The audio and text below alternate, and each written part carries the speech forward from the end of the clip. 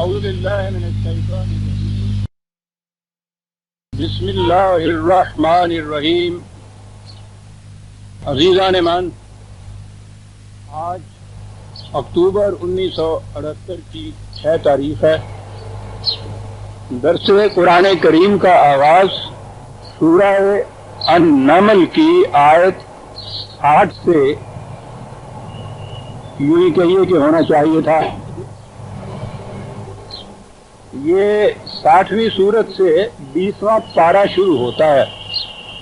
یہ پاروں کی تقسیم جو ہے یہ قرآن کریم کی ترتیب میں کوئی اہمیت نہیں ہے. یہ تلاوت کی سہولت کے پیش نظر یہ رکوع اور پارے جو تھے ان کی تقسیم کی گئی ہے. بہرحال یہاں سے 20واں پارہ شروع ہوتا ہے.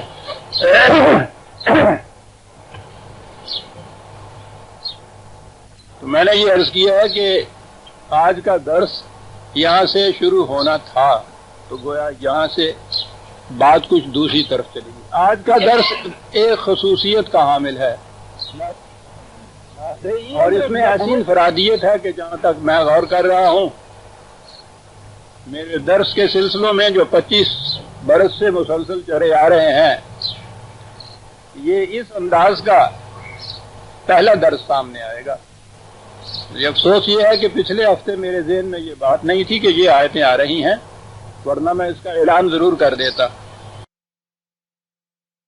آیات جو سامنے آ رہی ہیں وہ ہے امن خلق السماوات والارض وانزل لكم من السماء ماء فانبتنا به حدائق ذات بهجة ما كان لكم ان تنبتوا شجرها أإله مع الله بل هم قوم يعدلون. امن جعل الارض قرارا وجعل خلالها انهارا وجعل لها رواسي وجعل بين البحرين حاجزا أإله مع الله بل اکثرهم لا يعلمون. ایک آیت چھوڑ کر امن يهديكم في ظلمات البر والبحر ومن يرسل الرياح بشرا بين يدي رحمته أإله مع الله تعالى الله عما يشركون. امن يبدأ الخلق ثم يعيده ومن يرزقكم من السماء والارض أإله مع الله قل هاتوا برهانكم ان كنتم صادقين. بڑی عظیم آیت ہے. خارجی کائنات کے مختلف گوشوں کے متعلق توجہ دلائی گئی. عام ہمارے ہاں کی جو محسوس آبزرویشن، بارش کا برسنا، نباتات کا اگنا، نہروں کا بہنا، اجناس کا زمین سے پیدا ہونا، یہاں سے لے کے آگے چلتے ہوئے ستاروں کی دنیا، کروں کی دنیا، یہ ارض کی مختلف خصوصیات، پھر یہ چیز کہ تخلیق ارض و سما کی ابتدا کیسے ہوئی، کن کن مراحل میں سے گزرتی ہوئی یہاں تک پہنچی. اور ہر آیت کے بعد کہا کہ کیا خدا کے ساتھ کوئی اور ایسا ایک صاحب اقتدار بھی ہو سکتا ہے جو یہ کچھ کرے.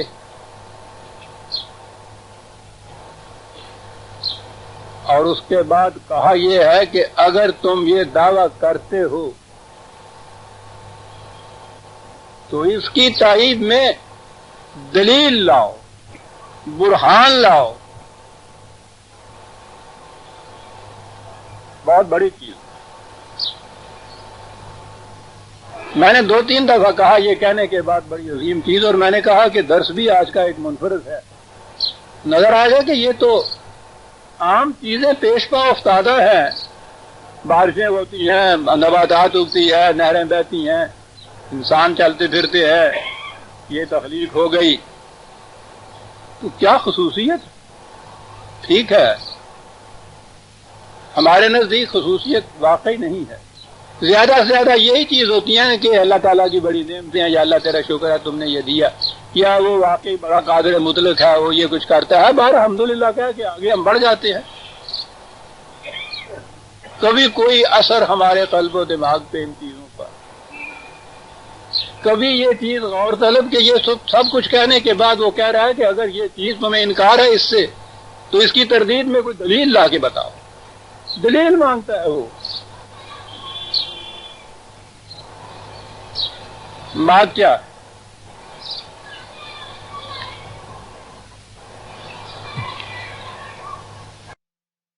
ہمارے ہاں کے اکثر نوجوان جن کے سامنے قرآن نہیں مذہب پیش کیا جاتا ہے، وہ بیچارے تڑپتے ہوئے آتے ہیں.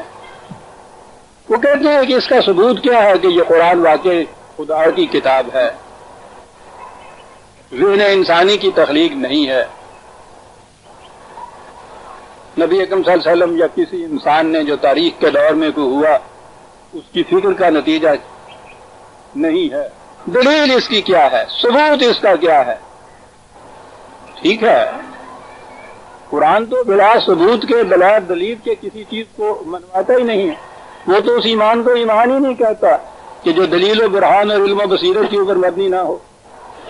اور اسی لیے وہ یہاں بھی وہ کہتا ہے کہ اگر تمہیں اس میں کوئی شک ہے تو اس کے خلاف دلیل لاؤ. تو دلیل مانگتا ہے.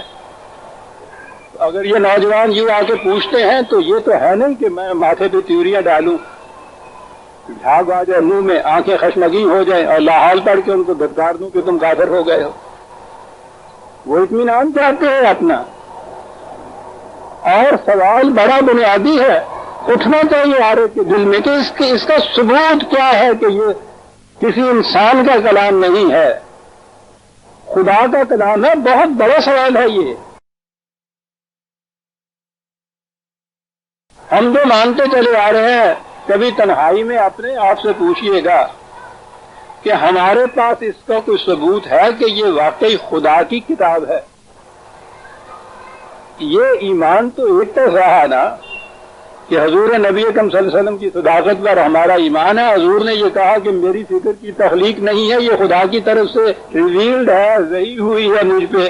ہم مانتے ہیں. وہ کہتے ہیں برہان لاؤ، دلیل لاؤ اس کے لیے جو تم مانتے ہو. سوچیے گا کہ ہمارے پاس ہے اس کے لیے کوئی دلیل؟ ہے کوئی ثبوت اس قسم کا؟ کسی دوسرے کو قائل کرنا تو ایک طرف، کیا ہم اپنے آپ کو بھی دلیل و برہان سے اطمینان دلا سکتے ہیں کہ یہ واقعی خدا کی کتاب ہے؟ غور فرمایا آپ نے؟ یہ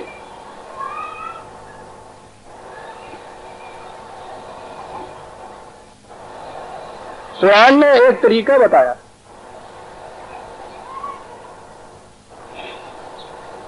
اس بات کے پرکھنے کا کہ یہ واقعی خدا کی کتاب ہے.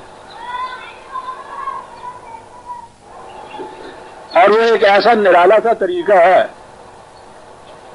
شاید کبھی آپ کے ذہن میں پہلے نہ آیا ہو. یوں نظر آتا ہے جیسے وہ مذہب کی دنیا سے ہٹ کے ایک بات کر رہا. 41/53 41/53. مجھے افسوس یہ ہے کہ بار بار کہنے کے باوجود قرآن کریم کے نسخے آپ لوگوں کے پاس نہیں ہوتے.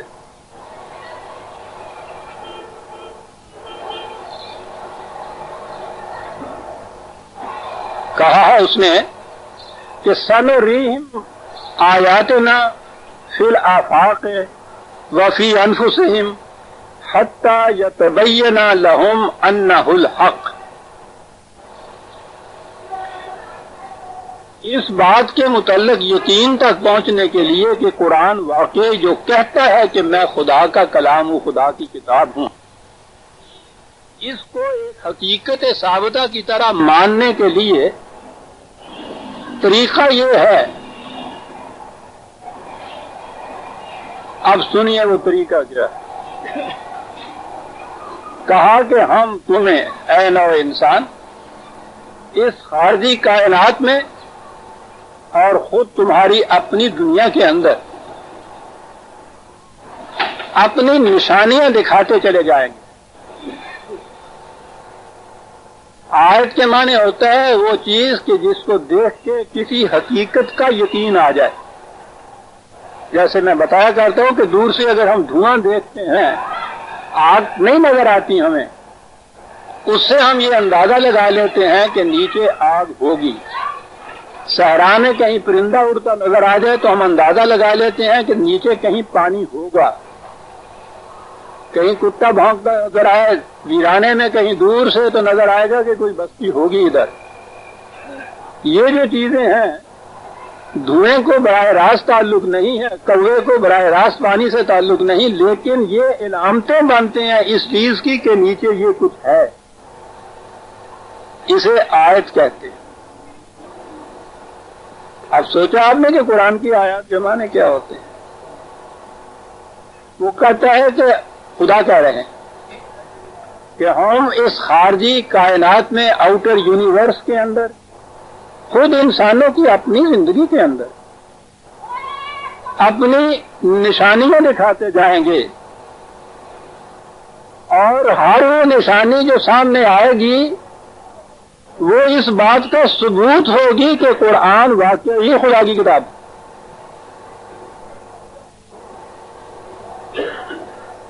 وہیں کہا کہ کیوں ہم نے اتنا بڑا دعویٰ کر دیا؟ کہا اس لیے کہ اولم یکف بربک انہ علی کل شیء شہید. کہا یہ جتنی چیزیں ہیں ہم نے کہا ہے کہ یہ مستور حقائق ہیں, ان پہ پردے پڑے ہوئے ہیں. جو ایک ایک پردہ اٹھتا چلا گیا. انگریزی میں ڈسکوری آف سائنس کہتے ہیں نا آپ. ڈسکور کے معنی ہوتا ہے پردہ ہٹا دینا. تو یہ کہتا ہے کہ یہ حقائق پڑے ہوئے ہیں یہاں, ان پہ پردے پڑے ہوئے ہیں. جو علم انسانی اوپر اٹھتا جائے گا وہ ایک ایک پردہ اٹھاتا چلا جائے گا, اور ہر پردہ جو اٹھے گا اس کے نیچے سے جو حقیقت نظر آئے گی وہ اس بات کی دلیل اور ثبوت ہوگی کہ قرآن واقعی خدا کی کتاب ہے. یہ کیا دونوں میں تعلق کیا ہے, دونوں میں ربط کیا ہے؟ خارجی کائنات کی نئی کسی ٹروتھ کی ڈسکوری اس بات کا ثبوت ہو جائے گی کہ یہ واقعی خدا کی کتاب ہے. خود تو اس نے یہ دلیل دی, کہنے لگے اس لیے کہ یہ تمہاری نگاہوں سے تو یہ اوجل ہیں, ان پہ پردے پڑے ہوئے ہیں اور خدا کی نظروں کے سامنے ہیں. تو جس کی نظروں کے سامنے کوئی چیز ہو وہ جب اسے بیان کرے تو وہ تو صحیح سے ہی بیان کرے گا نا. تم کہیں بعد میں جا کے ڈسکور کرو گے. کہنے لگے لیکن اس نے اگر جو بیان کر دیا ہو اور اس کے بعد تم اس کو ڈسکور کرو, 1000 سال کے بعد بھی کیوں نہ کرو, اور وہ بات نکل آئے اس کے مطابق جو اس نے بیان کیا تھا, تو مانو گے نا کہ خدا نے دیکھی ہوئی بات کہی تھی, تو مانو گے نا کہ ایک آنکھوں سے دیکھنے والے خدا نے یہ بات بیان کی ہے قرآن میں. بن جائے گی نا دلیل, مل جائے گا نا ثبوت. کہا اتنی سی چیز عجیب الفاظ ہیں, اولم یکف بربک, کیا خدا کے جس کے سامنے ہر چیز حاضر ہے, موجود ہے, اوجل نہیں ہے, کیا یہ اس کے لیے کافی نہیں ہے کہ جو کچھ وہ بیان کرے وہ حقیقت ہو؟ وہ پہلے بیان کر دے, تمہارے سامنے ابھی وہ کور کے اندر ہو, پردوں کے اندر ہو, جب بھی پردہ اٹھے جو نظر آئے آپ کو, اگر وہ اس کے مطابق ہو جو اس نے پہلے 1000 برس 1400 برس کہہ دیا تھا, تو مان جاؤ گے نا کہ واقعی اس نے دیکھی ہوئی بات کہی ہے. اور یہ اس نے کہا ہے کہ جو اس وقت اسے دیکھتا تھا اس وقت کوئی اور انسان تو دیکھتا نہیں تھا. دلیل آپ نے مداح فرمایا. میں نے عرض کیا تھا نا عزیزان من کہ آج کا درس کچھ منفرد قسم کا ہے. درس اس کو کہتے ہیں, یہ جو انداز ہے میرا اس وقت کا, جیسے کلاس روم میں ایک بات سمجھائی جاتی ہے نا, یہ سی دل کو ٹھکتی ہوئی بات. کہ ٹھیک کہا اس نے کہ جو چیز اس نے اتنا عرصہ پہلے کہی تھی انسانوں کے علم میں نہیں تھی, نہ اس وقت, اس کے صدیوں بعد تک بھی نہیں. جس وقت بھی کسی ایسی چیز سے جو اس نے پہلے کہی تھی پردہ اٹھے گا, اگر وہ بیان ہی اس کے مطابق نکل آئے تو مان لو گے نا کہ اس کا علم ایسا تھا کہ اس نے دیکھی ہوئی بات کہی تھی, اور یہ علم کسی انسان کا تو ہو نہیں سکتا. اس دور میں اس کے بعد آج تک کسی انسان نے یہ نہیں بتایا تھا. طریقہ یہ بتاتا ہے قرآن. اس طریقے کے مطابق ہم نے اور جب میں کہوں گا ہم نے، تو ہم مسلمانوں نے، کوئی پہلا دور تو چھوڑ دیتا ہوں، 1200-1400 سال سے اس طریقے سے یہ ثابت کیا ہے کہیں کہ واقعی یہ انسان کی کتاب نہیں ہو سکتی، یہ خدا کی کتاب ہے؟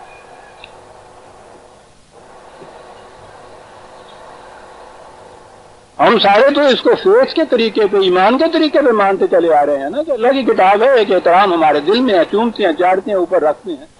اس طریقے سے کبھی یہ جو اس نے طریقہ بتایا ہے کبھی اس کے مطابق بھی ہم اس نتیجے پہ پہنچے ہیں کہ واقعی یہ خدا کی کتاب ہے؟ اس نے تو طریقہ یہ بتایا تھا۔ لکھنے کے لیے یوں کہ یہ تو میں کہہ رہا ہوں کمرے ہال کوٹھیاں بھر جائیں کتابوں سے، جو کچھ لکھا گیا ہے، جو دلائل دیے جاتے ہیں، لیکن جو اس نے خود طریقہ بتایا ہے اس کے مطابق بھی کہیں آپ کو نظر آیا کچھ کیا؟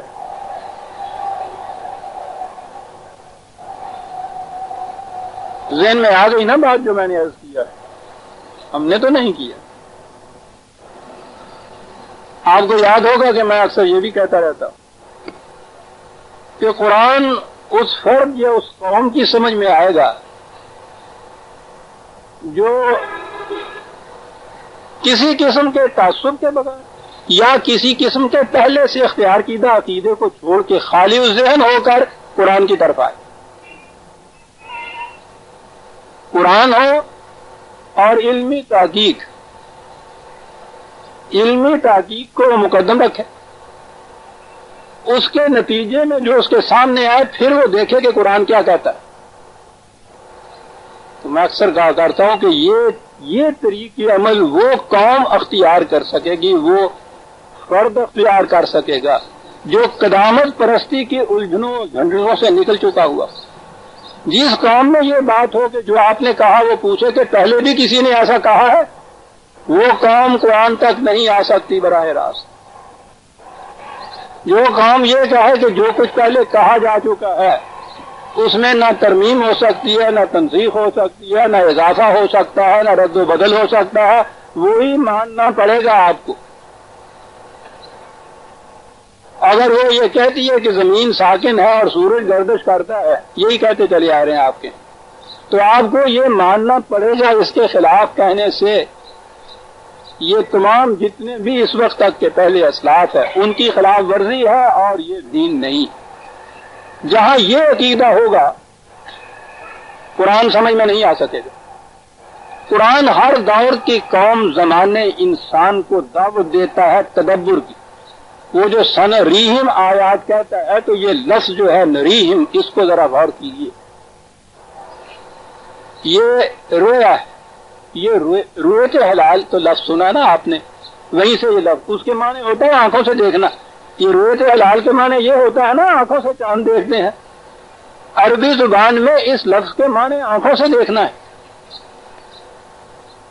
سنریہم آیاتنا یعنی کوئی ذہنی بات نہیں ہے، کوئی محض نظری چیز نہیں ہے، احساسات کی بات۔ سنریہم، آنکھوں سے دیکھو گے تم اسے۔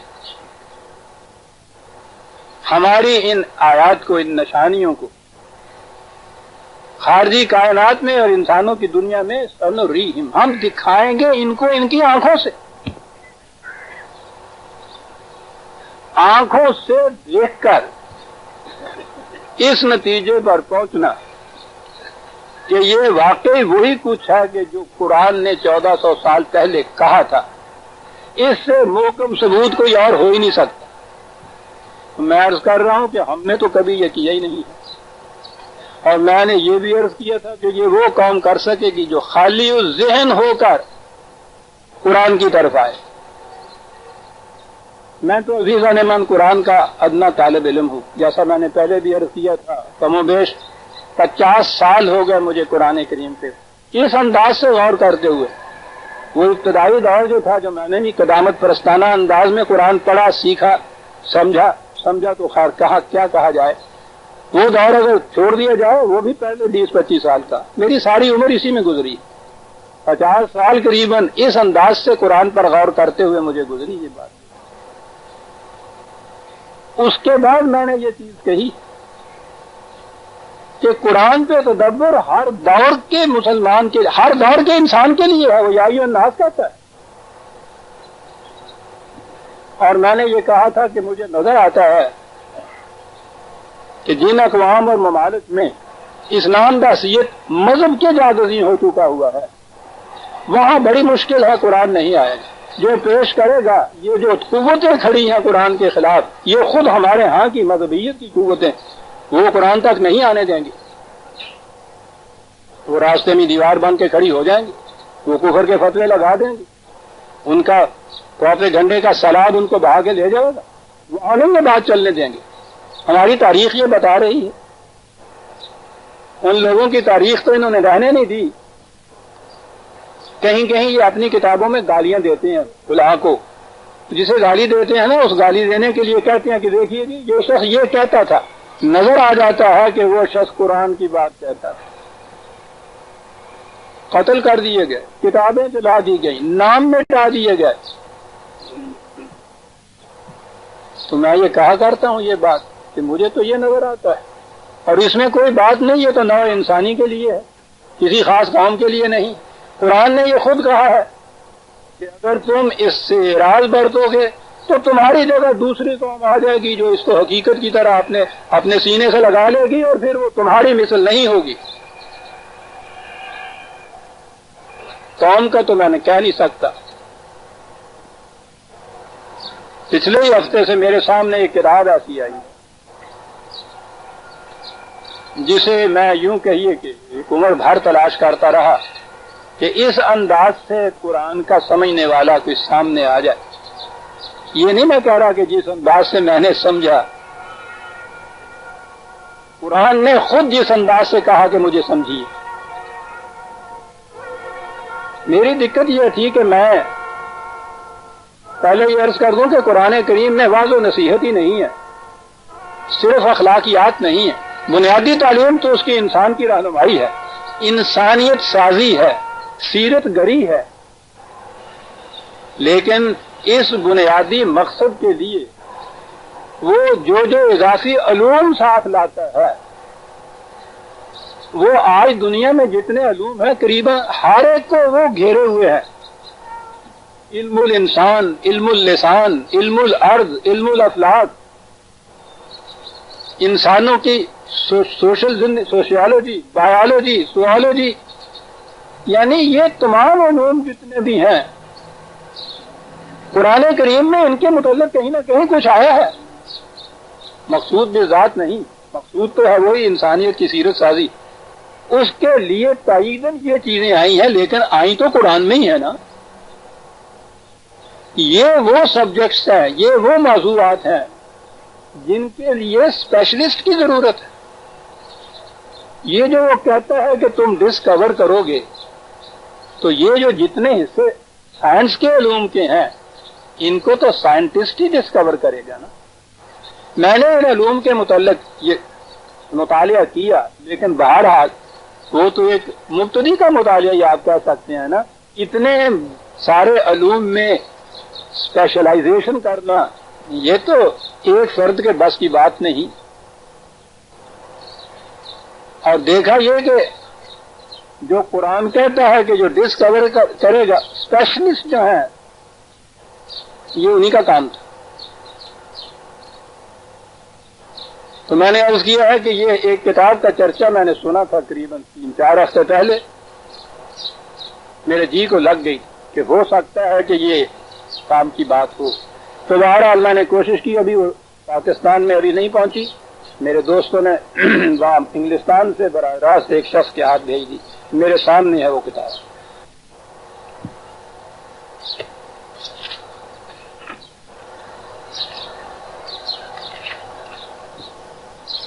کتاب کا نام ہے the Bible, the Quran and science.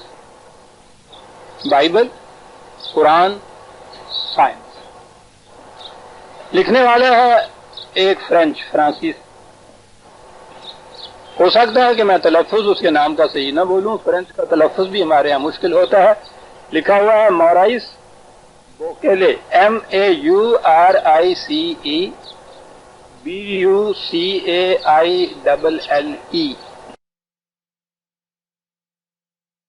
Scientist ہے بڑے پائے کا، ڈاکٹر ہے میڈیسن کا، سرجن ہے، عیسائی تھا، اب بھی وہ عیسائی ہوگا. اس نے لکھا یہ کہ میں نے بائبل کو ایک سائنٹسٹ کے نقطۂ نگاہ سے پڑھا تو مجھے نظر آیا کہ وہ خدا کا کلام تو ایک طرف، وہ تو کسی سمجھدار انسان کا کلام بھی نظر نہیں آتا.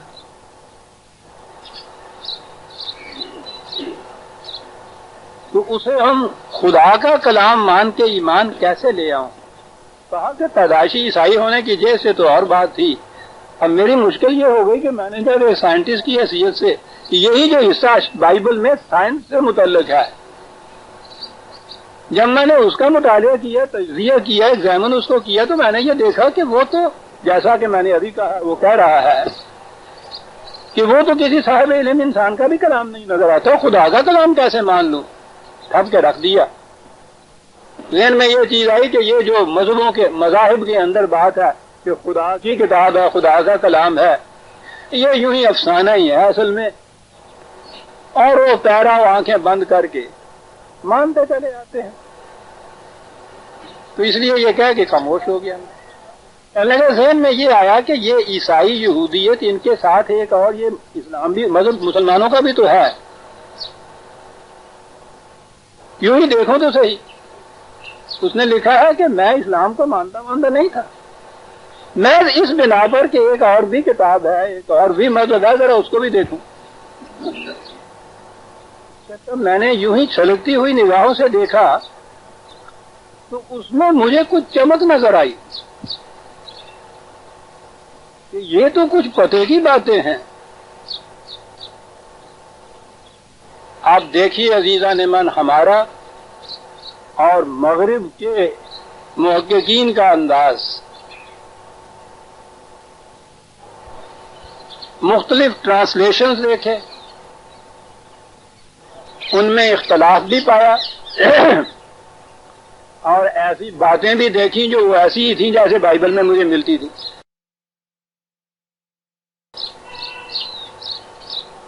دل میں آیا کہ یہ دو قسم کا اختلاف کیوں؟ کہیں چمک ہے تو بالکل آسمان کی بجلیوں جیسی نظر آتی ہے، اس کے بعد پستی نظر آتی ہے تو انسانی فکر سے بھی نیچے چلی جاتی ہے. تو اگر یہ کسی معاذ اللہ جو اس کے ہے کہ سمجھدار انسان کا بھی کلام ہے جو اس قسم کی بلند چیزیں کہتا ہے، تو وہ اس قسم کے ساتھ ہی پست تو نہیں کہہ سکتا. میں نے کہا کہ میں انحصار کر رہا ہوں ترجموں پر. ایک محقق کے لیے تو یہ شایع نشان نہیں ہے کہ کسی کتاب کے متعلق وہ کچھ سوچنا، سمجھنا، تجزیہ کرنا چاہے اور اپنا انحصار ترجموں پہ رکھے جو دوسرے انسانوں کے ذہن کی پیدا کردہ چیز ہوتی ہے. غلط ہے. تحقیق کرنی ہے تو قرآن سمجھنے کے لیے عربی سیکھنی ضروری ہے.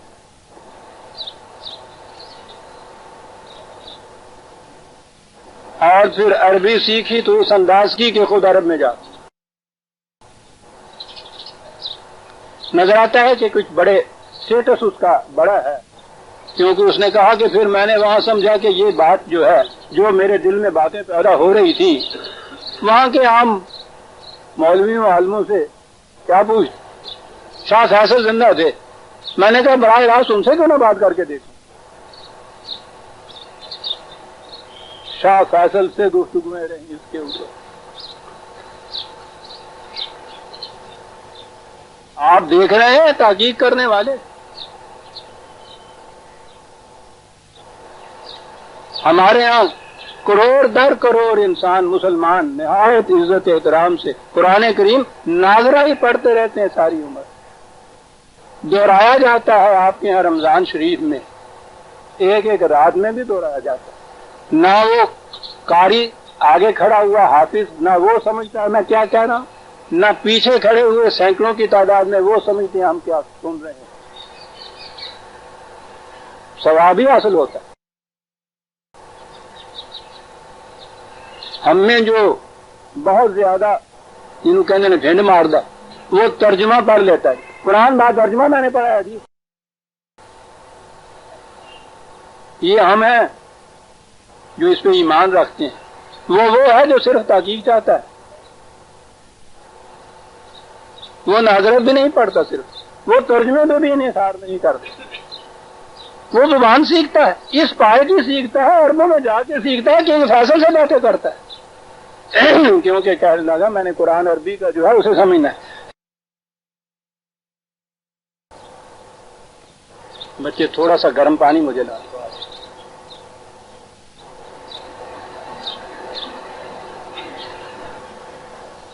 اس کے بعد اس نے کہا کہ اب یہ بات ہوئی کہ یہ جو کتاب میرے سامنے ہے اس کے متعلق بھی تو یقین ہونا چاہیے کہ کم از کم خدا کی کتاب ہے، یہ تو میں تحقیق کر کے مانوں گا۔ یہ بات کہ جو محمد صلی اللہ علیہ وسلم نے دی تھی یہ ہے کتاب وہی، کچھ راستے میں ہر لوگوں نے تو نہیں اس میں ملا دیا ہوا۔ عزیز انعمان تحقیق کا انداز دیکھیے کیا ہے، کیا چیزیں آ رہی ہیں، کوئی اس کو یہ کہہ نہیں رہا کہ یہ بھی کرو وہ بھی کرو۔ اس نے اس کتاب کا ایک پورا چیپٹر اس کے لیے ڈیووٹ کیا ہے تحقیق کر کے، کہ پھر میں خود اپنی ذاتی تحقیق سے اس نتیجے پہ پہنچا کہ یہ جو کتاب ہمارے ہاتھ میں ہے یہ لفظاً وزن وہی ہے جو نبی محمد صلی اللہ علیہ وسلم نے دی تھی۔ کہنے لگا یہ بھی بات پکی ہو گئی۔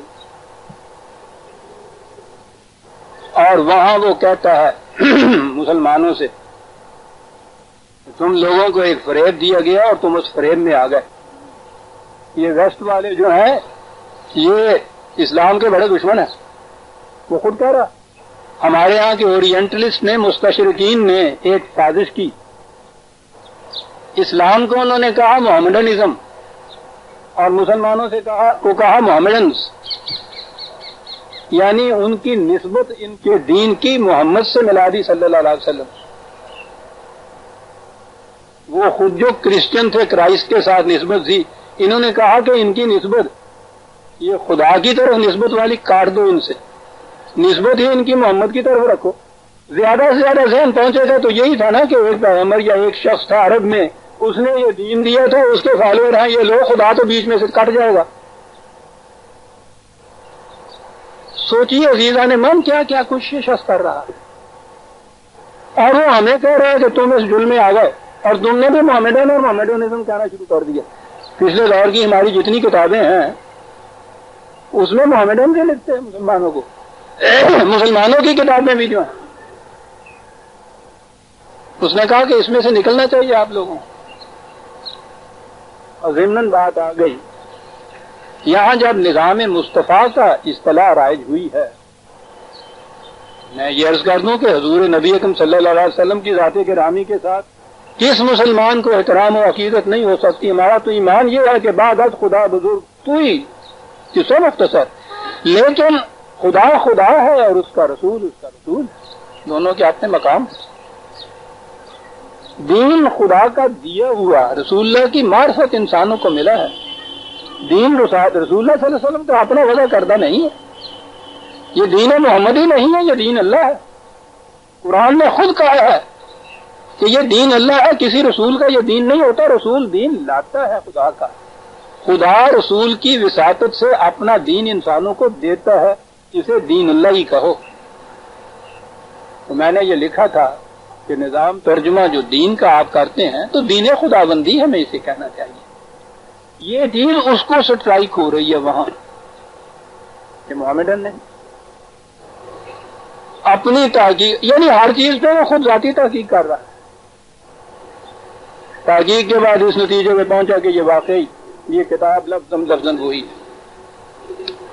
اب اس کے بعد اس نے کہا کہ پھر اس کے سمجھنے کا طریقہ کیا ہے۔ عزیزان من، میں کوئی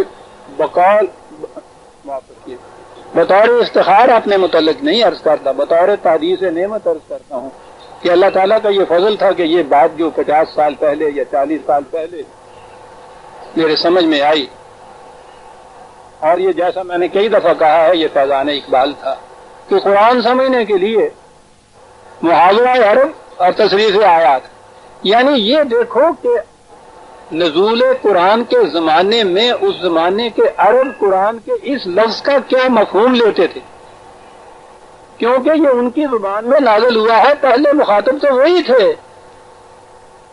ان کے سامنے قرآن پیش کیا، کسی نہ کوئی اعتراض کیا، نہ کوئی وضاحت چاہیے، نہ کوئی تبیان چاہیے، قرآن پیش ہوا وہ سمجھتے گئے۔ تو پہلی چیز قرآن نے یہ کہی ہے کہ یہ عربی مبین کی کتاب ہے، اس زبان کی روح سے اسے سمجھو، پہلی چیز۔ تو عزیزان من، میں نے جو لغت مرتب کیا نا اپنا، وہ اسی بنیاد پہ کیا ہے کہ ان الفاظ قرآنی کے معانی اس زمانے میں کیا تھے۔ یہ شخص اس کو میرا علم بھی نہیں ہے، میرا خیال ہے وہ تو اردو بھی نہیں جانتا ہوگا، میرا نام بھی نہیں سنا ہوگا۔ میں عرض کر رہا ہوں کہ انڈیپینڈنٹلی آزادانہ اگر کوئی شخص خالی ذہن ہو کے قرآن کی طرف آئے تو وہ کس طرح سے دونوں چیزیں ملتی ہوئی چلی جاتی ہیں۔ وہ یہ کہتا ہے کہ پہلی چیز ہے محاورہ عرب کیا معنی لیتے تھے، دوسری چیز یہ ہے کہ قرآن میں ایک موضوع پہ جو کچھ کہا گیا ایک جگہ نہیں کہا گیا، مختلف مقامات پہ بکھرا ہوا ہے، وہ سارے مقامات سامنے ہونے چاہیے۔ وہی چیز کہ جو میں نے تبویب القرآن میں آپ کو دی۔ اور تیسری چیز وہ اور کہتا ہے کہ یہ عربی زبان ایک ایک مادہ اس کا جو اتنے وسیع معانی رکھتا ہے، ان لوگوں نے تو اپنے ہاں پتہ نہیں کس طرح اس سے فائدہ اٹھایا۔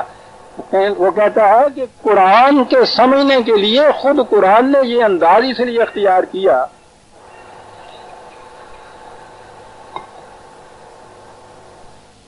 اور یہ بڑی عجیب چیز ہے۔ کہتا ہے انسانی زندگی کا تعلق مختلف گوشوں سے ہے، کہیں اکنامکس سے ہے، اقتصادیات سے ہے، کہیں معاشرت سے ہے، کہیں سیاست سے ہے، کہیں علوم سائنس سے ہے، کہیں تاریخ سے ہے۔ اس نے کہا قرآن کا اعجاز یہ ہے کہ ایک ہی مادہ کے بنے ہوئے الفاظ وہ جو ان مختلف علوم کے اندر لاتا ہے، اس پرٹیکولر علم کی جو اصطلاحیں ہیں اسی روٹ سے اس اصطلاح میں بھی معنی آپ کو مل جاتے ہیں۔ اور اس نے کہا ہے کہ یہ بات بڑی غلط ہوگی کہ ہم ایک علم کے دائرے کے اندر کسی ایک لفظ کا جو اپنے یہاں مفہوم یا ترجمہ لیں، وہ جتنے مختلف علوم ہیں اس میں وہی ترجمہ مفہوم لیتے چلے جائیں، وہ غلط ہو جائے گا۔ بات بڑی آسان ہے۔ عام انگریزی کے الفاظ کو آپ دیکھیے کہ وہی لفظ اکنامکس میں کچھ اور معنی دیتا ہے، تاریخ میں کچھ اور معنی دیتا ہے، معاشرت میں کچھ اور معنی دیتا ہے، ایک ہی اصطلاح وہ ہوتی ہے۔ اکاؤنٹ کا لفظ آپ دیکھ لیجئے گا کہ اکاؤنٹیبلٹی آپ دیکھیے کیا ہوتی ہے، بینک والے اکاؤنٹ کیا ہوتا ہے، اکاؤنٹ فار کیا کہتے ہیں سب، یعنی میں ایک ایک لفظ کا لیتا ہوں۔ یہ تو بات سمجھ میں ہمارے آتی ہے۔ یہ بات اس شخص نے سمجھائی ہے کہ قرآن کے ان مفردات کے معانی جو ایک علم کے ضمن میں آپ لیں، ہر جگہ وہی الفاظ وہی معنی نہ لیتے چلے جائیں۔ اس علم میں اس کے لیے اس علم کی ایک اصطلاح ہوگی، اور اس کے بعد صاحب حقیقت کہتا شرط یہ ہے کہ وہ جو روٹ معنی ہے اس لفظ کے اس سے الگ نہ ہٹیں آپ۔ یہ اگر آپ نے کر دیا تو یہ تحریف ہو جائے گی، اس کے مطابق رہے تو قرآن کے مطابق ہوگا۔ کہتا ہے کہ جو اس سے پہلے تراجم یا تفاسیر ہوئی ہیں وہ کام نہیں آئی دیتی۔ کہتا میں ان کی تنقید نہیں کرتا، میں ان پہ تنقید نہیں کرتا، یہ ایسا ہونا ہی چاہیے تھا۔ اس زمانے میں علم انسانی اتنا اونچا گیا ہوا ہی نہیں تھا،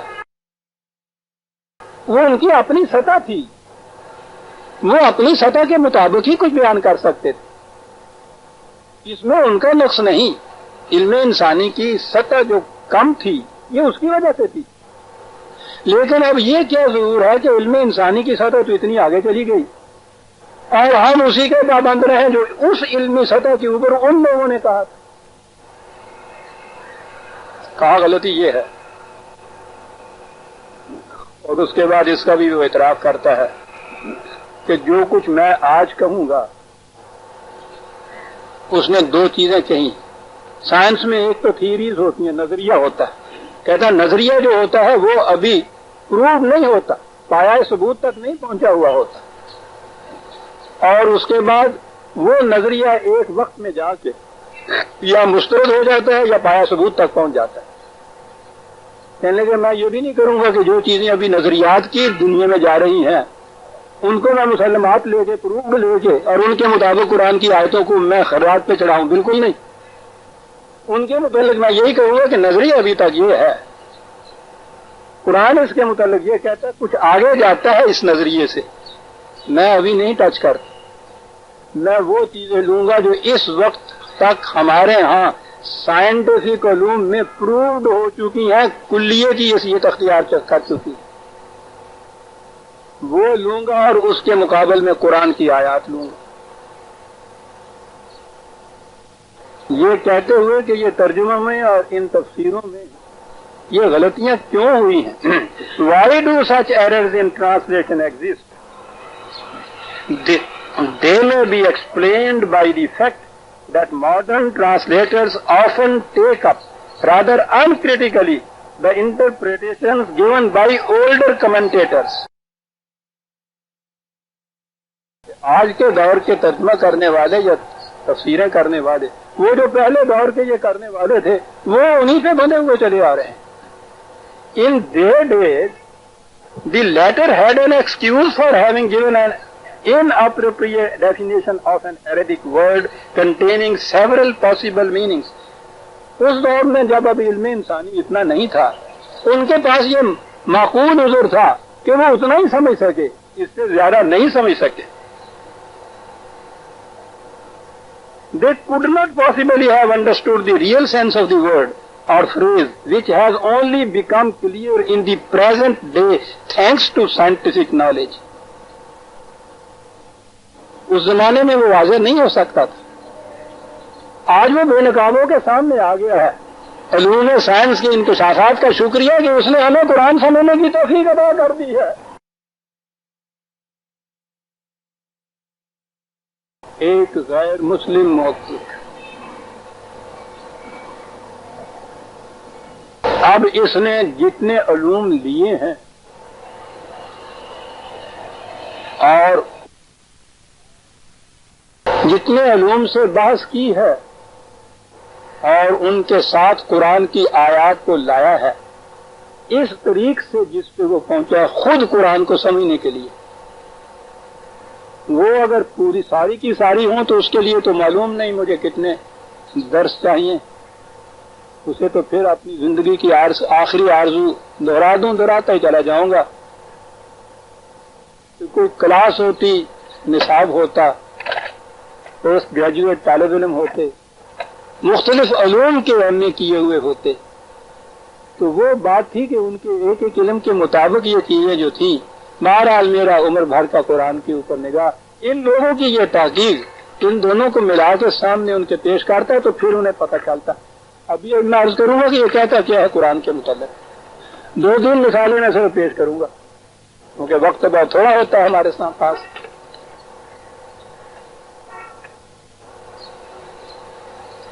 قرآن کریم میں افلاقیات کے متعلق، اسٹرانومی کے متعلق وَهُوَ الَّذِي خَلَقَ اللَّيْلَ وَالنَّهَارَ وَالشَّمْسَ وَالْقَمَرَ كُلٌّ فِي فَلَكٍ يَسْبَحُونَ. قرآن میں یہ ہے. اللہ وہ ہے کہ جس نے رات اور دن، چاند اور سورج پیدا کیے. كُلٌّ فِي فَلَكٍ يَسْبَحُونَ. مولانا محمود الحسن شیخ الہند مرحوم ترجمہ کرتے ہیں، مولانا شبیر احمد عثمانی مرحوم تائید فرماتے ہیں مولانا شاہ عبد القادر علیہ الرحمہ کا ترجمہ ساتھ ہے. یہی ہمارے یہاں کے بلند ترین چوٹی کے لوگ ہیں.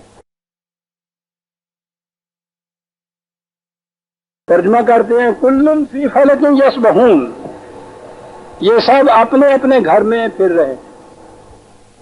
یہ ان کا ترجمہ. اب وہ لیتا ہے 3 لفظ پوری آیت سے، تو کتنے صفحے سیٹ کرتا ہے. فلک وہی بنیادی معنوں کے لحاظ سے جس چیز کو آربٹ آج کہتے ہیں نا، مدار کہتے ہیں، وہ چکر جس کے اندر ایک کرہ پھر رہا ہے،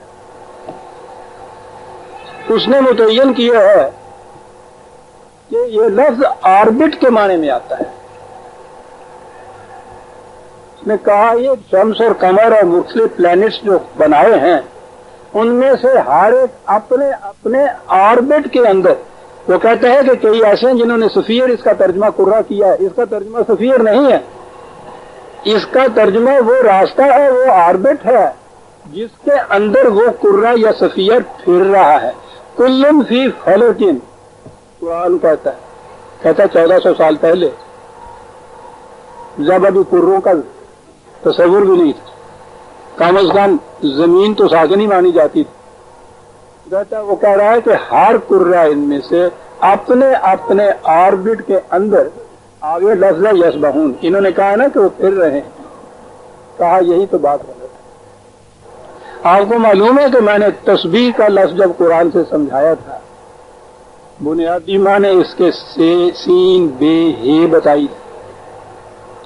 اب حاج اس کو کہتے ہیں، یسبحون کا لفظ وہاں سے آیا ہے. اس کے معنی ہے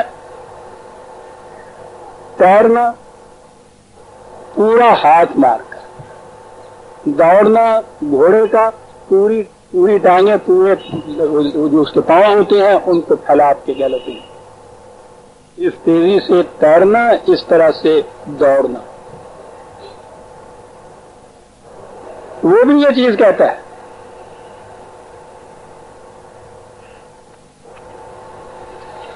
لیکن آپ دیکھیے کہ ایک سائنٹسٹ کہاں پہنچتا ہے.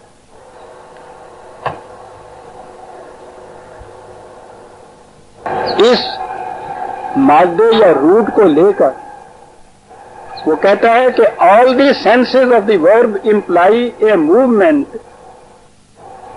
غور سے سنیے گا یہ الفاظ اس کے. A movement that is associated with a motion that comes from the body in question. If the movement takes place in water, it is to swim. It is to move by the action of one's own legs if it takes place on land. کہا عرب تو انہی میں یہ استعمال کرتے تھے، تیرنے میں، دوڑنے میں. کہا بنیادی معنی اس کے یہ ہے، سنیے عزیزان، معنی اس کو کہتے ہیں سائنٹیفک ریسرچ. کہتے ہیں کسی شے کے متحرک ہونے کے لیے، موو ہونے کے لیے باہر سے کوئی محرک ہونی چاہیے نا چیز جو اس کو موو کرے. جیسے ہمارے یہاں کے انجن پٹا موو کرتا ہے، ہاتھوں سے موو کرتے ہیں، یہ تو ہوتی ہے یہ چیز. کہا یہ چیز کہ ایک شخص، ایک چیز متحرک ہو اور وہ اپنے اندر کی طاقت سے متحرک ہو. سبحت لفظ اس کے لیے آتا ہے. پانی میں تیرتا ہے تو کوئی اس کو دھکا نہیں دے رہا ہوتا، وہ اپنے اندر کی قوت سے تیر رہا ہوتا ہے. گھوڑا دوڑ رہا ہوتا ہے تو کوئی اس کو پیچھے سے پکڑ کے یا آگے سے پکڑ کے کھینچ نہیں رہا ہوتا، اندرونی قوت سے اپنے وہ دوڑ رہا ہوتا ہے. اس لفظ کی بنیاد میں یہ چیز ہے، حرکت کہ جو اس شے کے اندر کی قوت کی وجہ سے پیدا ہو، خارج سے نہ پیدا ہو.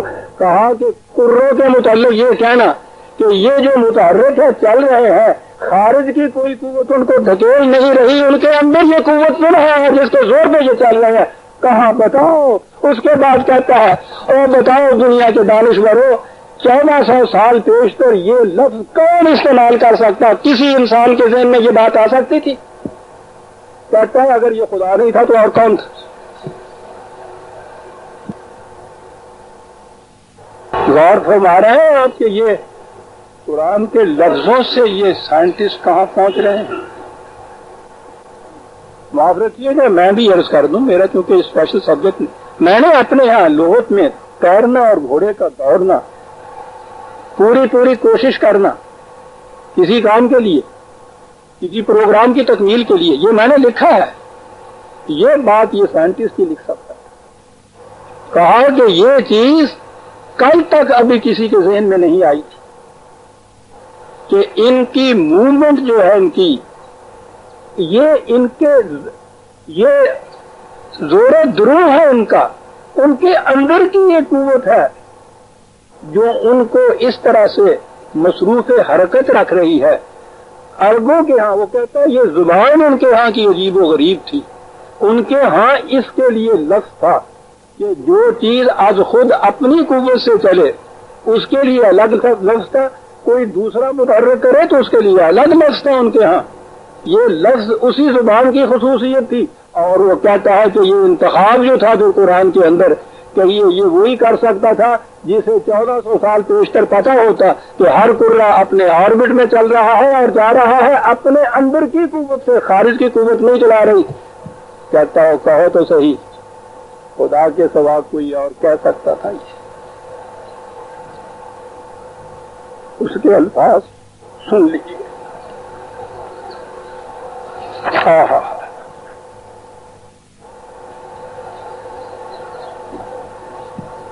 It appears therefore that a verbal nuance in the Quran refers to the sun and moon's own motion. These motions of the two celestial bodies are confirmed by the data of modern science. یہ کہتا اسی دور حاضر کی science نے یہ بات بتائی ہے کہ ان کی یہ موومنٹ ان کی اندرونی قوت کے زور پہ ہوتی ہے، یہ بتائی ہے. اور اس کے بعد یہ ہے and it is inconceivable، یہ تصور میں بھی نہیں آ سکتی بات، ناممکن ہے یہ تصور میں بھی آنا that a man living in the 7th century AD, however knowledgeable he might have been in his day, and this was certainly not true in Muhammad's day. 7ویں صدی ہجری کے اندر، عیسوی کے اندر 1400 سال پیشتر ایک شخص کتنا بڑا عالم کیوں نہ ہوتا اور کہتا ہے کہ محمد صلی اللہ علیہ وسلم کے معاملے میں تو یہ بات بھی نہیں تھی، وہ تو ان پڑھ تھا. 7ویں صدی عیسوی میں عرب جیسے ملک میں ایک ان پڑھ شخص جو تھا، کہتا کوئی ذہن میں یہ لا سکتا ہے کہ could have imagined them، ان کا تصور بھی کوئی کر سکتا انسان.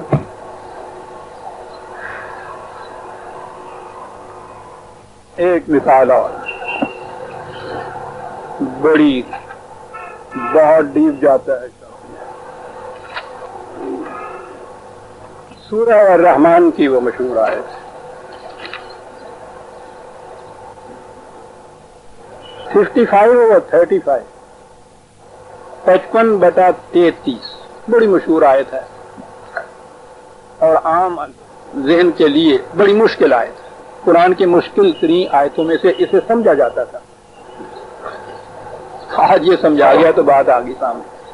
یا معاشر الجن والانس ان استطعتم ان تنفذوا من اقطار السماوات والارض فانفذوا لا تنفذون الا بسلطان. ہمارے ہاں اس کا ترجمہ یہی ہوتا گیا اور کیا ہو سکتا تھا. مولانا محمود الحسن کا ترجمہ یہ بہت مستند ترجمہ مانا جاتا ہے، میں اس لیے وہ پیش کرتا ہوں. اے گروہ جنوں کے اور انسانوں کے، اگر تم سے ہو سکے کہ نکل بھاگو آسمانوں اور زمینوں کے کناروں سے تو نکل بھاگو، نہیں نکل سکنے کے بدون سند کے. ٹھیک ہے جو انہوں نے کہا وہ میں کہوں گا کہ ٹھیک ہے، ان پہ تنقید کی بات نہیں. ان کے دور میں علم انسانی اتنا ہی تھا. کہا غلطی ان کی نہیں، غلطی ہماری ہے جو اس کو عرف آخر سمجھ لیتے ہیں. آئیے وہ کہتا ہے کہ بتائیں بات کیا ہوئی. عام یہی کہا جاتا کہ اے گروہ جن و انس، اگر تم یہ کر سکتے ہو تو اقطار السماوات والارض سے آگے چلے جاؤ. عام ترجمہ جو ہے تم یہ نہیں کر سکو گے قوت کے بغیر. وہ کہتا ہے کہ ایک تو یہ لفظ جو ہے اس میں تنفذو نفذا، اس کا ترجمہ نکل بھاگنا ہی اس کا ترجمہ کرتے چلے گئے، کہتے ہیں غلط. اس کا ترجمہ ہوتا ہے تیر کی طرح کسی چیز کے آر پار ہو جانا، بالخصوص جب اس کے بعد مین آئے. عربی کتنی بڑی چیز سمجھ. کہتا ہے نفذہ کے بعد جب مین آئے، اگر اکیلا آئے تو اس کے معنی کسی چیز کا چھید کرنا ہی ہوتا ہے. مین آئے اس کے بعد تو اس کے معنی ہوتا ہے تیر کی طرح کسی چیز سے آر پار ہو جانا. پہلے تو یہ دیکھیے سر، یہ عربی پڑھ لینی ہے، پاپڑے والی عربی نہیں ہے کہ جڑی یہ شخص پڑھ کے گیا ہے. اندازہ لگا رہے ہیں اور کہاں پہنچتا ہے. اور آگے چلیے کہاں پہنچتا ہے. کہتا ہے ان استطعتم ان تنفذوا، اس کا ترجمہ کیا اگر تم کر سکو تو. کہا انگریزی زبان وسیع زبان ہے، لیکن اس میں بھی اس کے لیے ایک لفظ ایسی ہے، اور ہم اپنی طرف آئے اس کو تو پتا نہیں تھا. ہمارے یہاں بھی ایک لفظ اگر ہی ہے، اگر ہی وہ لگاتے. کہتا ہے یہ عربی ہے. اس کے ہاں یہ 3 حرف ہیں عربی زبان میں اسی اگر کے لیے. وہ کہتا ہے کہ ایک اس میں جو حرف ہے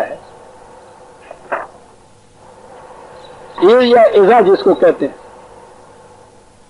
ہیں وہ اس وقت بولتے ہیں اگر کے بعد جو چیز کہی جو پاسبل ہو کر لینی، جو ممکن ہو. اگر میں وہاں گیا تو یہ کروں گا، وہ اس وقت کہیں گے اس کے ساتھ یا اذا کے ساتھ.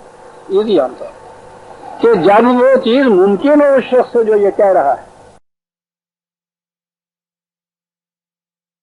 ان کے لیے ان وہاں آئے گا جہاں وہ ہائپوتھیسس ایسی ہو کہ پاسبلٹی تو اس میں ہو سکتا ہے کہ ایک وقت میں کسی ایک کے لیے پاسبل نہ ہو، دوسرے وقت میں اس کے لیے پاسبل ہو جائے. جب یہ سچویشن کہیں ہو تو عرب اس کے لیے ان استعمال کرے گا، اور اگر ایسی چیز ہو کہ جو ناممکن ہو تو اس کے لیے لا استعمال کرے گا. کہا اس آیت کے اندر ان استطعتم آیا ہوا ہے. ان کیوں آیا ہے یہاں؟ نظر یہ آتا ہے اس میں یہ ہے نا کہ اگر استطاعت ہو، اگر یہ کر سکتے ہو تم تو کرو. کہا نظر آ رہا ہے کہ جس دور میں یہ آیت اتری تھی اس دور میں تو یہ چیز ابھی پاسبل نہیں تھی، لیکن ان کے استعمال نے یہ بات بتا دی کہ سوچنا چاہیے کہ یہ پاسبل ہو سکتی ہے. یا اللہ، او میرے اللہ، اسے کہتے ہیں عربی سیکھ، اسے کہتے ہیں غور و تدبر، اسے کہتے ہیں تحقیق. دونوں چیزیں سامنے لا رہا ہے اپنے. اور میں ابھی عرض کروں گا دوسری آیت پیش کر رہا، کہتا میں یوں ہی نہیں کہہ رہا، آیت اس کی تائید میں پیش کروں گا. کس کے سامنے پیش کرو گے؟ وہ علم کی بارگاہ میں جواب دہ ہے، وہ وہاں پیش کرنا چاہتا ہے. کہا یہی چیز جو تھی، یہ ان جو تھا، اس نے کہا مجھے پکڑ کے بیٹھ گیا کہ بات کوئی ایسی ہے کہ جو اس دور میں تو ممکن نہیں تھی لیکن ہمیشہ کے لیے ناممکن نہیں تھی. اس نے قرآن نے خود کہا لا تنفذون الا بسلطان. سلطان حاصل ہو جائے گا، اگر یہ قوت اور غلبہ حاصل ہو جائے گا تو یہ ممکن ہوگا. اگر سلطان نہیں ہے تو ممکن نہیں ہوگا. اس لیے دونوں معنی رکھتا تھا اپنے اندر. اس زمانے میں عربوں کو تو سلطان حاصل نہیں تھا، اس لیے وہاں کا ان تو یہی تھا کہ ممکن نہیں. اس نے کہا کہ جب یہ پہلی دفعہ یہ راکٹ گیا ہے فضا کو چیرتا ہوا آگے، لگا جب اسے میں نے دیکھا تو ایک تو لفظ نفاذ کے معنی سمجھ آئے، وہ تیر کی طرح چیرتا ہوا چلا جاتا تھا اس فضا کو. آر پار ہو رہا تھا، اس کے درمیان میں نہیں اٹک رہا تھا، چھید نہیں کر رہا تھا. نفذا من جو اس کے ساتھ آیا تھا قرآن میں ان دونوں کو دیکھتا تھا. کہا جس انداز سے یہ تیر کی طرح جا رہا تھا تو میں نے ذہن میں سوچا کہ کسی عرب کو اگر یہ کہا جائے کہ بتاؤ اس کے لیے کیا لفظ تم استعمال کرو گے، وہ اس کے لیے نفذا من کا لفظ استعمال کرتا. تیر کی طرح سے فضا کو چیر کر آر پار ہو جانے والا. اب بات سمجھ میں آئی کہ یہ ان کیوں آیا تھا. اس زمانے کے عربوں کے پیا پاس تو وہ سلطان نہیں تھا، لیکن قرآن نے اس کو ناممکن قرار نہیں دے دیا تھا. کہا تھا کہ جب بھی سلطان حاصل ہو جائے گا اس وقت یہ چیز ممکن ہو جائے گی. آج کی دنیا میں یہ سلطان حاصل ہوا، یہ قوت حاصل ہوئی. اس نے کہا کہ یہ قوتیں انسان کے اندر تھیں، یہ بھی یہی چیز فضا پڑی ہوئی تھی، ایٹم بھی یہاں رکھا ہوا تھا، انسان کا ذہن بھی موجود تھا، اس پہ پردے پڑے ہوئے تھے. اور وہ کہتا ہے کہ سمری میں آیاتنا نے مجھے بتایا کہ اس طرح سے خدا کی آیتیں سامنے آتی ہیں. یہ ہے وہ سلطان. وہ جب بھی کوئی اس قسم کی ایک مثال دیتا ہے تو اس کے ساتھ ہی یہ کہتا ہے، بائبل کا تقابل کرتے ہوئے وہ کہتا ہے کہ whereas monumental errors are to be found in the Bible, I could not find a single error in the Quran. I had to stop and ask myself. Bible میں تو قدم قدم کے اوپر مجھے یہ غلطیاں نظر آتی تھی. قرآن میں کوئی ایک مقام بھی ایسا نہیں ہے کہ اس نے سائنس کے متعلق کچھ کہا ہو اور وہ غلط ثابت ہوا ہو. تو اس مقام کے اوپر آئی ہیڈ ٹو اسٹاپ، مجھے رکنا پڑتا تھا اور اپنے آپ سے پوچھنا پڑتا تھا، if a man was the author of the قرآن، اگر یہ قرآن کسی انسان کے ذہن کی تخلیق تھا، how could he have written facts in the 7th century that today are shown to be in keeping with modern scientific knowledge؟ تو وہ 1400 سال پہلے کس طرح سے امیجن کر سکتا تھا جس کو آج سائنس نے انکشاف جس کا کیا ہے. اگر یہ قرآن انسان کا کہا تو بتاؤ مجھے دنیا کے دانشوروں یہ کیسے ممکن ہے، کوئی جواب دے مجھے اس کا. میرے کس طرح ممکن تھا. اب وہ کہتا ہے تو میں نے لاؤ بھی کہا ہے 15/1415 15/1415 وَلَوْ فَتَحْنَا عَلَيْهِمْ بَابًا مِّنَ السَّمَاءِ فَظَلُّوا فِيهِ يَعْرُجُونَ لَقَالُوا إِنَّمَا سُكِّرَتْ أَبْصَارُنَا بَلْ نَحْنُ قَوْمٌ مَسْحُورُونَ. عام ترجمہ یہ کیا جاتا ہے ہمارے ہاں، اگر ہم ان کے سامنے قرآن کا کوئی آسمان کا کوئی دروازہ بھی کھول دیتے اور یہ اس میں دن بھر چڑھتے بھی رہتے تو یہ کہتے کہ ہمیں تو کچھ نظر نہیں آتا، ہماری آنکھوں نے دھوکہ کیا ہے، ہم پہ کسی نے جادو کر دیا ہے. یہ اس کا ترجمہ ہمارے ہاں ہے. کہا میں نے یہاں دیکھا لاؤ اور یہ معلوم کیا کہ اس زمانے کے جو مخاطب تھے ان کے سامنے اگر یہ بات ہوتی جو ابھی میں کہنے لگا ہوں کہ آسمان کا کوئی دروازہ کھل رہا ہے، واقعی ان کی صورت یہ ہوتی اس علمی سطح کے اوپر وہ جیسے پاگل ہو جاتا ہے، جیسے آنکھوں کے سامنے اندھیرا چھا جاتا ہے. کہتے اس زمانے میں تو یہی ترجمہ تھا کہ ان کے سامنے اگر کبھی ایسا ہو تو ان کی آنکھوں کے سامنے اندھیرا چھا جائے، مبہوت ہو جائیں گے کہ ہم پھر کسی نے جادو کر دیا، بات سمجھ میں نہ ان کے آئے. سنیے عزیزان من، کہتا ہے جب یہ ایسٹروناٹس، یہ خلا نورد، یہ جو فضا میں جاتے ہیں، یہ خلا نورد جب فضا کے پار ہو کے وہ چاند سے لوٹے ہیں، انہوں نے جو کیفیات بیان کی ہیں، انہوں نے کہا یہ ہے کہ جب ہم یہ سطح زمین کے اوپر جو 12-14 میل تک ایک ایٹماسفیئر ہے، فضا ہے، اس کے اندر یہ روشنی ہے، کہا کہ اس سے جب ہم آگے گئے ہیں تو ہم کہہ نہیں سکتے کہ وہاں کیفیت کیا ہوئی، یہ تو ختم ہو گیا تھا یہ ایٹماسفیئر، آگے کوئی ایٹماسفیئر تھا نہیں، اور وہاں سورج یہ ایسا ہمیں نظر آئے جیسے ہم پاگل ہو رہے ہیں، اندھیرا چھا رہا ہے، ہم کہیں گے ہمیں کیا ہو گیا ہے۔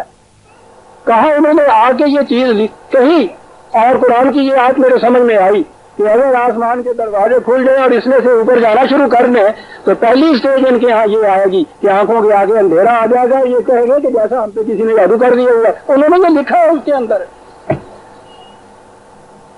کہا اس زمانے والوں کے لیے تو لوح و قلم تھا، ناممکن تھا یہ، اور اس دور میں وہ جو وہاں استطاعتم میں کہا اس نے کہ سلطان کے ذریعے سے ممکن تھا، تو وہ اب ان کے تابع آ کے جب یہ اوپر گئے ہیں تو ایک تو وہ نفاذ کی طرح تیر کی طرح چیرتے ہوئے گئے، اور جو آگے انہوں نے سنایا ہے اس نے کہا ہے کہ یہ اس سورہ 15ویں سورہ کی دونوں جو آیتیں ہیں ان دونوں کا ترجمہ ہے جو روحداد انہوں نے بیان کی ہے آگے، اور اس کے بعد پھر وہ وہی بات لکھتا ہے۔ Here again it is difficult not to be impressed when comparing the text of the Quran to the data of modern science by statements that simply cannot be ascribed to the thought of a man who lived more than 14 centuries ago. کہا کہ ان کے بیانات قرآن کے بیان کیے، کہتا یہ ایتا تصور میں بھی نہیں آ سکتا کہ ہم یہ کہیں کہ یہ کسی انسان نے کہا تھا 1400 سال پہلے۔ وہ کہتا ہے یہ ٹھیک ہے، بہت بہت دانشوروں نے حکماء نے بھی اس قسم کی باتیں کہی ہیں، میرے علم میں میں نے سب پڑھا، ٹھیک ہے وہاں بھی ہیں۔ اکثر لوگ کیا دیا کرتے ہیں کہ جی رسول اللہ صلی اللہ علیہ وسلم نے وہاں ان کی باتیں کچھ اڑتی ہوئی سن لی ہوں گی اور وہ اپنے ہاں یہ اپنے قرآن میں بیان کر دی ہے، اور کوئی ان کے ذہن میں آتی نہیں تھی توجیہ اس کی۔ کہتے اٹ از کوائٹ کامن،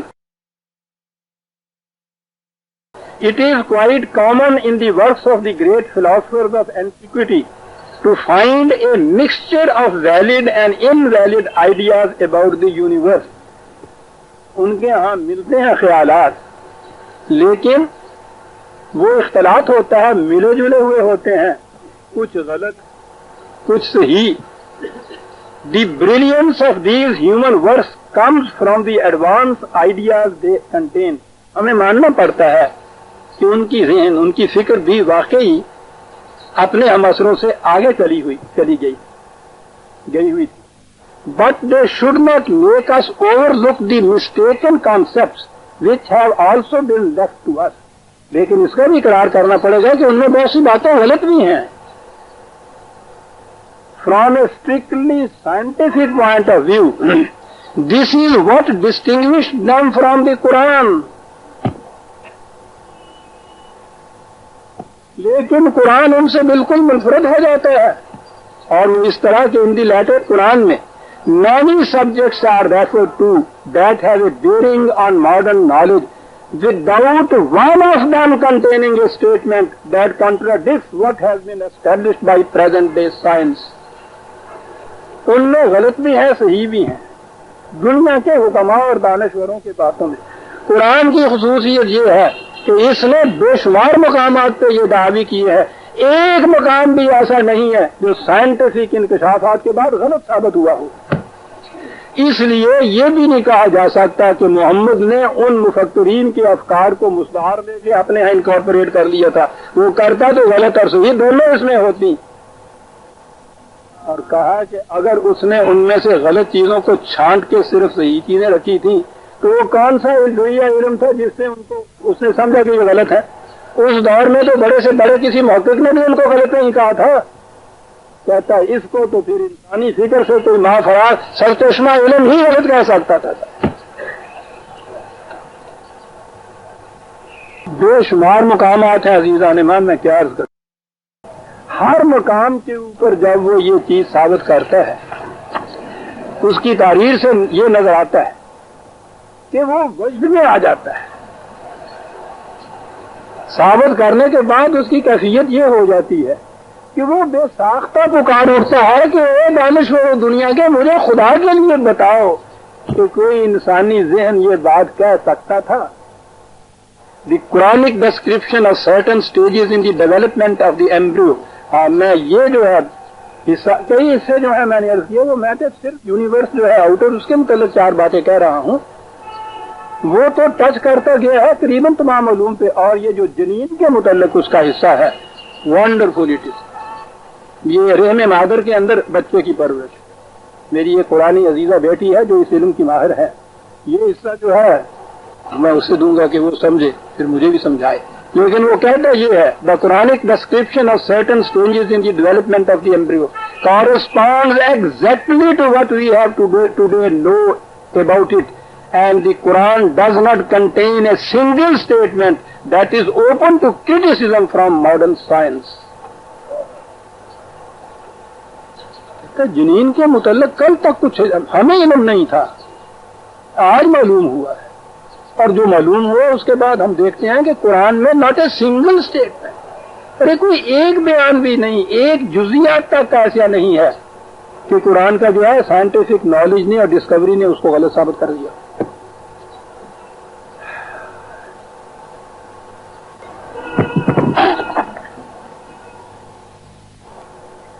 اب وہ آگے آتا ہے ہمارے دکھتی ہوئی رگ پر. اسے کہتے ہیں محبت. کہتا ہے پھر مجھے یہ خیال پیدا ہوا کہ ان مسلمانوں کی آواز آ گئی، انہیں کیا ہو گیا. یہ وہ کہتا ہے کہ اس قسم کی قرآن جیسی کتاب اپنے پاس رکھتے ہوئے یہ ان تمام پرستیوں کے اندر آج تک چلے آ رہے ہیں، اور ان کے یہاں کے بڑے بڑے مستند علماء مفسرین اور محدثین وہ یہ سارا کچھ رتبہ یابت لکھتے چلے آ رہے ہیں، یہ مانتے چلے آ رہے ہیں. مجھے یہ بات سمجھ میں نہیں آتی تھی کہ ان کے ساتھ ہوا کیا. پھر میں نے اس کی تحقیق کی کہ ان کے ساتھ ہوا کیا. کہنے لگا جو ہمارے ساتھ ہوا عیسائیوں کے ساتھ ہوا، ان کے ساتھ ہوا. ہمارے ہاں بائبل تھی، خدا کی کتاب نہیں تھی، انسانوں کی لکھی ہوئی کہانیاں، اور ہم نے ان کو خدا کی کتاب سمجھ لیجیے. ان کے ہاں ہماری بائبل کے مقابلے میں حدیثیں آئیں، وہ انسانوں کی باتیں تھیں، اسی دور کے انسانوں کی باتیں تھیں. تو کہتا ہے ویسی ہونی چاہیے تھی نا، وہ ویسی رکھتے تو کوئی بات نہیں تھی. ہمارے ہاں اس قسم کی چیزوں کو انہوں نے، ہمارے ہاں والوں نے کہا کہ یہ خدا کی کتاب ہے. نتیجہ یہ کہ آنکھیں بند کر کے تو مانتے چلے آئے. جب ہم نے اس کو تھوڑا سی تحقیق کی تو وہ ہم ہاتھی میں عہدہ صاحب ہم نے سرے سے آزوں سے انکار کر دیا. تو ان کے ہاں یہی حیثیت ان کی ہے. اور پھر وہ انہیں لیتا ہے اور ان میں سے وہ مثالیں لاتا ہے. وہ کہتا ہے کہ یہ دیکھیے یہ حدیث ہے، اور یہ دیکھیے سائنس کی انکشاف ہے. یہ جو کچھ کہہ رہا ہے اس نے پھر کہا کہ دیکھیے 6ویں 7ویں صدی عیسوی میں اس دور کے اندر یہی خیالات عام تھے.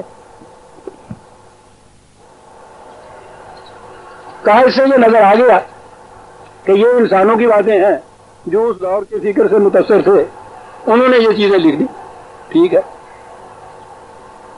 کہنے لگے کمال یہ ہے اس میں قرآن دینے والے ان کے خدا نے کہ اس نے اس قرآن کو اس سے بالکل الگ رکھ دیا، گڑبڑ نہیں درمیان میں ہونے دیا کہ کچھ کہیں قرآن ہو کچھ بیچ میں یہ آ جائے. وہ تو پھر وہی بات ہو جاتی بائبل کی کہ کوئی بات ٹھیک بھی ہے کوئی غلط بھی ہے. کہا یہ اس کا کمال ہے اس مذہب اس دین کا، وہ بالکل الگ تھلگ رکھا ہوا ہے. کہنے لگا ان دونوں چیزوں کو سامنے رکھ لیجئے تو پتہ چلتا ہے کہ یہ تو خدا ہی کی کتاب ہے اور یہ انسانوں کی چیز ہے. ان سے میں مشورہ دوں گا اگر یہ مان لے میری بات کہ وہ قرآن کو ہی خدا کی کتاب کہہ کے پیش کرے تو دنیا میں کوئی اس سے انکار نہیں کرے گا. اگر انہوں نے اپنے مذہب کو خدا کا دین کہہ کے پیش کیا اور اس کا جو یہ بنا دیا جیسا ان کا، وہ اس کو پتا ہے کہ ان کا دعویٰ یہ ہے کہ قرآن بھی وہی ہے اور یہ مثلہ ما ہو یہ بھی وہی ہے. اگر وہ یہی پیش کرتے رہے تو وہ تو گئی ہے اس سے، باقی دنیا بھی ادھر نہیں آ سکے گی. اور وہ یہ کہہ رہا ہے کہ علم و فضل اور سائنس کی دنیا کے اندر قرآن کو پیش کرو، اس انداز سے اس کو پڑھ، اس انداز سے اس کو سمجھ کے اور پیش کرو، تو اس نے کہا ہے کہ دنیا کا کوئی اہل علم اس کو چیلنج نہیں کر سکے گا۔ کہا یہ میرا میدان نہیں جو ہسٹری ہے، لیکن میں آپ ہسٹری میں بھی میں آتا ہوں۔ آخری باب میں اس نے طوفان نوح کی رویداد جو بائبل میں آئی ہے، طوفان نوح کی رویداد جو قرآن میں آئی ہے، طوفان نوح کی رویداد جو اب تاریخ نے انکشاف کیا ہے، تینوں کو سامنے رکھ کے کہتا ہے یہ بائبل ہے ہمارے ہاں کی حدیثیں، ذرا دیکھو سے کیا کچھ لکھا اس کے اندر۔ یہ آج کے انکشافات ہیں تاریخ کے، یہ سامنے رکھو، اور قرآن کی ڈسکرپشن ساری لیا کرنے لگے، لفظ میں لے جا بولو آپس میں۔ قرآن کے تو کسی بات میں بھی آپ جائیں گے، جب بھی کوئی انکشاف ہوگا قرآن وہ انکشاف حقیقت قرآن کی تائید کرے گا، اور اس کی ایک ایک چیز کے متعلق یہ کہے گا کہ یہ کسی انسان کا کلام نہیں ہو سکتا۔ عزیزان من، ایک غیر مسلم جس نے کہا ہے کہ میرا اسلام پہ کوئی عقیدہ نہیں ہے، اس انداز سے اس نے قرآن کریم کو سمجھا ہے جو قرآن نے بتایا ہے۔ سنی ہوئی باتیں نہیں ہیں۔ کتاب اس نے پہلے فرانسیسی میں چھاپی، کتنے ایڈیشن چھاپے، ایک انگلش میں ابھی یہ چیز آئی ہے، عربی زبان میں یعنی انگلش میں ترجمہ ہونے لگا تو وہ پاس بیٹھ گیا، کہنے لگا میں اعتبار نہیں کر سکتا، میں ترجموں کا ڈسا ہوا ہوں۔ خود ساتھ بیٹھ گیا، کہنے لگا یہ ٹھیک ہے، میری اپنی انگریزی اتنی نہ تھی، میں سمجھتا تو ہوں۔ اور اس کے بعد عربی زبان کے اندر اب اس کو مصر میں چھاپ رہا ہے۔ میں پوچھتا ہوں اپنے عزیزوں سے جن کے دل میں یہ خیال اٹھتا ہے کہ اس کا کیا ثبوت ہے کہ یہ قرآن محمد صلی اللہ علیہ وسلم کی اپنی فکر کی تخلیق نہیں ہے، یہ خدا کی کتاب ہے۔ میں ان سے یہ کہوں گا کہ عزیزان من، اس کا جواب مجھ سے نہ پوچھیے، کسی مسلمان سے نہ پوچھیے کہ کہا جائے گا کہ تمہارا تو یہ ایمان ہے، یہ اس واقعے سے پوچھیے جس کا ایمان یہ نہیں ہے، اور اس کتاب میں کم از کم 20 مقام پہ کم از کم ہر تحقیق کے بعد وہ یہ دہراتا ہے اور کہتا ہے کہ آپ دنیا کے دانشوروں مجھے یہ بتاؤ کہ کوئی انسان یہ کہہ سکتا تھا اس دور کے اندر اور نہیں کہہ سکتا تھا، تو پھر کیا اس کے ماننے میں کوئی تعامل ہو سکتا ہے کہ اس کا سرچشمہ انسانی فکر سے اونچا ہے؟ میرے عزیزوں، یہ ہے ثبوت اس چیز کے، اور یہ ہے وہ چیز جو میں ہمیشہ کہا کرتا ہوں کہ قرآن کریم یہ قومیں سمجھیں گی، اس کا نظام بھی وہی قومیں لا سکیں گی جو اس کے قرآن کو سمجھیں۔ میں نے اختصار سے کام لیا، کہنے لیے بہت کچھ تھا، آخر میں صرف 2 منٹ قرآن کی ایک بات۔ قرآن کریم نے یہ کہا تھا علام تارا، وہی لفظ، وہی رے حمزہ، یہ وہی سنوریہم والی بات جو قرآن کہتا کہ یہ ذہنی بات نہیں ہے، فکری بات نہیں ہے، تھیوریٹیکل چیز نہیں ہے، ہائپوتھیٹیکل نہیں ہے، محسوس چیزوں کو آنکھوں سے دیکھنے کے بعد کی بات ہے۔ اور پھر آگے جو غور کیا جائے، محسوس چیز کو محسوس علم الحواس کے ذریعے سے، پرسیپچول نالج کے ذریعے سے سمجھنے کے بعد جب اس کے اوپر غور کیا جاتا ہے تو وہ کانسیپٹس بنتے ہیں، اسے کنسیپچول نالج کہتے ہیں۔ قرآن کا طریق یہ ہے کہ وہ علام طرح پہلے کہتا ہے کہ سینسز کے ذریعے سے پہلے یہ علم حاصل کرو، اور حاصل کرنے کے بعد پھر جس طرح سے یہ شخص، یہ مصنف، مجھے ان کا نام کا پھر صحیح تلفظ پتہ نہیں ہے، وکیلے، جس طرح سے وہ نتیجے میں پہنچتا ہے نا، وہ ہے قرآن جس کو علم، عقل، شعور، فکر، تدبر، وہ یہ کہتا ہے الم تر ان اللہ انزل من السماء ماء، وہی آیات جو آج کے درس کے ابتدا میں سامنے آنی تھی، یہ آئی ہوئی ہیں 35/27، 35/27۔ الم تر ان اللہ انزل من السماء ماء فاخرجنا به ثمرات مختلفا الوانها، کہا کیا تم نے یہ دیکھا نہیں ہے؟ آنکھوں سے دیکھنے کی بات، آسمان سے بارش برستی ہے، مان پھر بار بار آتا ہے یار زندہ صحبت باقی وقت ہوا تو اور چیزیں بھی میں بتاؤں گا اس کو، وہ تو ایک ایک لفظ میں کھڑا ہو جاتا ہے۔ قرآن نے کہا تھا وہ جلنا من الماء کل شیء حی، ہم پانی سے ہم نے ہر شے زندہ کو بتایا، ماں کے لفظ کی تشریح کرتا ہوا چلا جاتا ہے، اور ایک ایک اس کا جو اسپیکٹ ہے اس کی روح سے بتاتا ہے کہ اس کی روح سے کیسے زندگی پیدا ہوتی ہے، اس کی روح سے کیسے زندگی پیدا ہوتی ہے۔ قرآن کا یہ دعویٰ کتنا محیط کل ہے کہ ہم نے ہر شے کو ماں سے پیدا کیا، کہتا ماں کا لفظ ہے، عربی زبان میں تو کئی اور لفظ ہے۔ انزل من السماء ماء فاخرجنا به ثمرات مختلفا الوانها، اس سے ہم نے پھل پیدا کیے، مختلف قسم کے پھل پیدا کیے۔ ومن الجبال جدد بیض وحمر مختلف الوانها وغرابیب سود، اور جاؤ پہاڑوں کی چٹانوں پہ، وہاں تمہیں نہ زندگی نظر آئے گی نہ رویدگی نظر آئے گی، کچھ نہیں، وہاں تم یوں ہی آگے بڑھ جاؤ گے، کہاں آگے نہ بڑھ کھڑے ہو جاؤ۔ اس میں تمہیں مختلف قسم کی دھاریاں، مختلف قسم کی قطعات تو نظر آئیں گے نا پہاڑی کے اندر۔ میرے عزیز قرآنی طالب علم جیولوجسٹ جو ہیں یہ وہ بتایا کرتے ہیں، وہ جاتے ہی اسٹڈی کرنے کے لیے، انہوں نے کہا کہ صاحب یہ تو ایک ذخیرہ ہے علوم کا، یہ پہاڑوں کے اندر جو دھاریاں ہیں، 1400 سال پہلے کی ایک کتاب کہہ رہی ہے کہ یہ پانی اس سے برسنے والا، بارش اس سے اگنے والی رویدگی تو روز دیکھتے ہو، وہ پہاڑوں کی چٹانوں میں جو مختلف جو دھاریاں ہوتی ہیں کبھی ان پہ بھی تو غور کیا ہے؟ یہ کیوں مختلف رنگوں کی ہیں؟ الم ترى، ان پہ بھی غور کیا ہے؟ وہ موقع لے کہتا کیا بتاؤں گا۔ مختلف ومن الناس والدواب والانعام مختلف الوانه كذلك، اور اسی طرح سے انسانوں میں دیکھو مختلف نسلیں، مختلف ٹیمپرامنٹس، مختلف زبانیں، انواع و اقسام، مواشیوں کو دیکھے اور جانداروں کو دیکھو، کہو کبھی غور کیا ہے ان کے اوپر تم نے؟ نہیں غور پتا، تم نے کیا غور کرنا ہے، اور تمہیں کیا پتا ہے کہ خدا کی عظمت کیا ہے؟ انما یخشی اللہ من عبادہ العلماء، یہ ان علوم کے اسکالرز اور محقق اور عالم ہی ہیں جو ان پہ غور کرتے ہیں اور پھر ان کے بنانے والے کی عظمت کے سامنے سر بسجود ہو جاتے ہیں۔